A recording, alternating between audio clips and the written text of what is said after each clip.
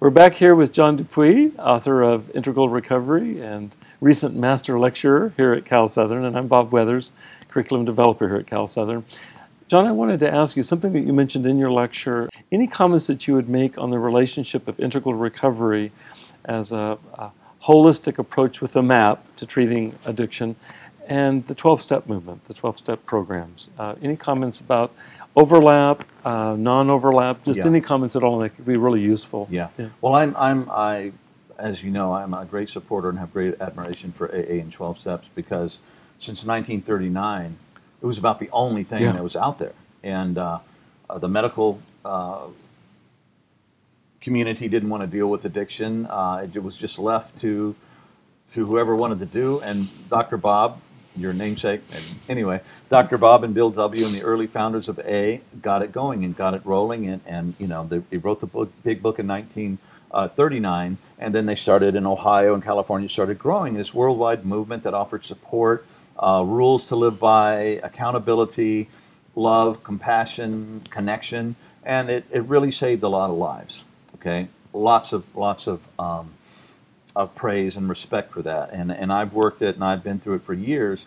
And however, you know, we've learned a thing or two about a thing or two since 1939, and often as groups progress, they begin to kind of close, and this is the sacred writing and the kind of developmental thing we were talking about earlier. And some AA groups are very progressive and they allow other things, but it's not really addressing a lot of things we know about the neuroscience of addiction, the human brain, the body, health, developmental levels, all the things that Integral brings online. So in Integral, we say that we transcend and include. So there's a constant thing in Integral recovery, or just an integral approach, is that we see what's really good and we bring that forth, and we leave behind the baby, the bathwater, and bring forth the baby. So there are 70-something years of just wisdom and experience of keeping people sober in AA that has to be honored. And I quote it all the time, and we use it. And my clients that can fit into an AA or 12-step group, I definitely recommend it. And if they can work with a sponsor while working with me, it's just another really good support group. Now, there's some people that can't wrap their heads around AA because perhaps they, you know, religious abuse or for whatever reasons, they can't fit into that kind of thing. Well, that doesn't mean that you're outside of the circle of our care and you have to die alone and lonely in the streets. But no, integral recovery, you can still work with them. So it's filling in the blanks or filling in the missing spots that AA didn't cover for, you know, not any, you know, knock on them. It just wasn't available, what we know now, and updating it, bringing it forward. That's great. And I wrote the 12 integral steps. Yes.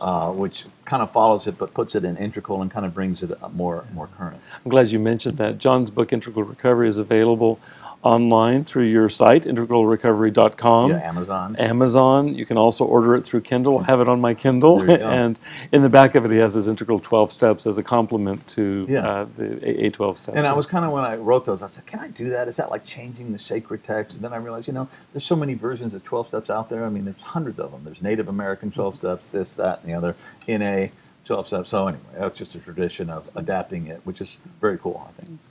Maybe I can jump off of that onto a related topic. The title of your presentation is The Future of Recovery is Integral. Yes. What do you see as the future of integral recovery?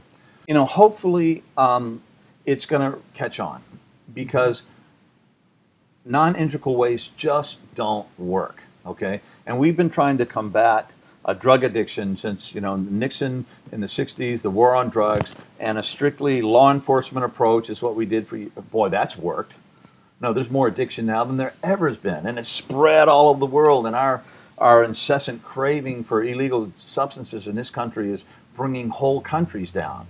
My beloved Mexico, where I grew up, has just been just so damaged and hurt by the criminality and the drug cartels that are largely getting all their juice from us because we're spending all our money to get on these addictive substances. So it's just huge, and just doing a uni-quadrant approach, no matter how smart it might be or a good idea in that quadrant, if you don't have the other quadrants, if you don't include interiors, if you don't include culture and community and economics and education and all this stuff, you're just doing a good thing. But I think I described it during the talk. You're building a dike, and you have one part of the dike you make real strong and do a good thing, and you ignore the rest of the dike. Well, the ocean is going to come rushing in, and you're all going to be underwater.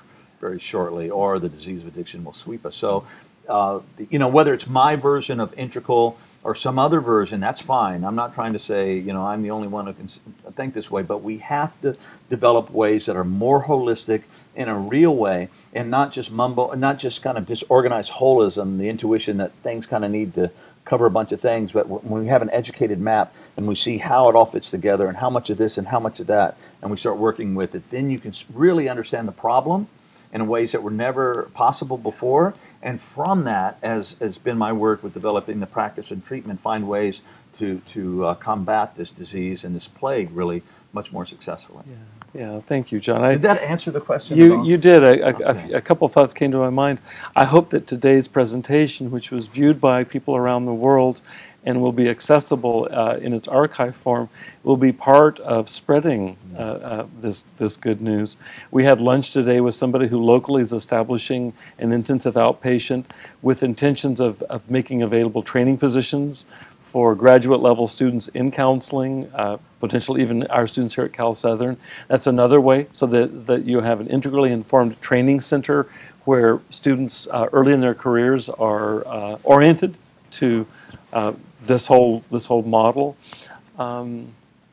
Your book, getting the good word out, in our curriculum here, in our advanced addiction courses, your book is a required text, and just beginning to, you know, I think begin to kind of infiltrate the infrastructure of treatment, education, getting the good word out on the streets. You and I've talked about taking this to corporations and so on, that it's a model that has hopefully really strong and enduring legs. Yeah, and anybody at this point, I mean, it's like this is a group effort, and we're all evolving this model together. And I said in the book in the foreword that this is not the last word on integral recovery. It's the first. It's an evolutionary model. So anybody who's getting into this now and doing either as a healthcare provider or doctor, physician, law enforcement, whatever your role is, adopting this integral approach is an early adapter, and you're a pioneer.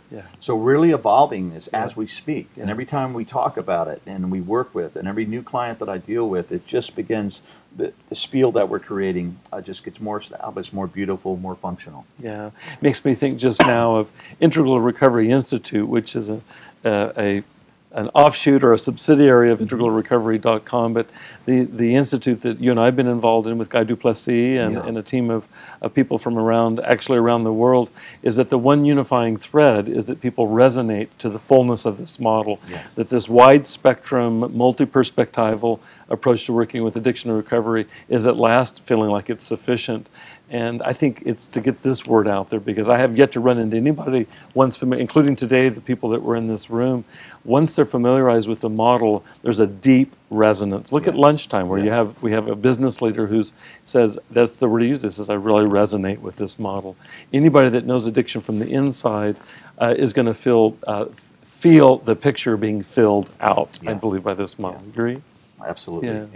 There's been this just great deficit of training and understanding of addiction in our medical schools, in therapy schools, and it's one of the largest problems in the world. It's killing millions of our brothers and sisters people are suffering, families, countries, nations, cultures. The future is being threatened by this, and we can do a better job when we really understand all the pieces that come together. So it's really, you know, our job to develop it and to spread the word and get it out there. So that's what we're doing. I'm glad you're here, John. Thank you. Right. It's great having you. Thank you.